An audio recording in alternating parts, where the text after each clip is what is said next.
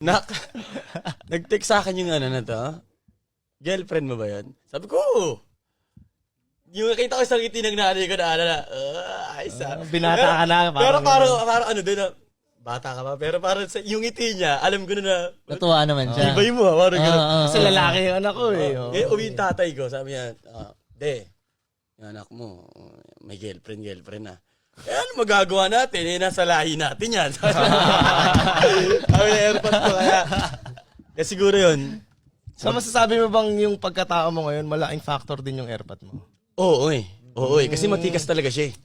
So kumbaga napakalaking bagay na isang batang manggi ka na may matikas ka na tatay. Nice. Hindi sa pera, tulad na sabi ni Kuya Koy. Wala sa pera eh. Role model. Oo eh. Ang tawag niya sa sarili niya, hanger eh. Kasi sabi niya, pag kahit anong suot ko, matindi ako.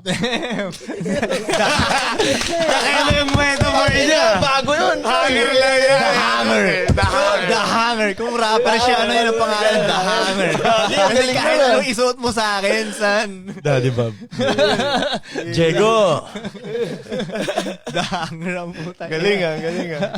Wala si ano na yung Maggie. Wala si Lido Eros yan. Lido Airpods mo yan.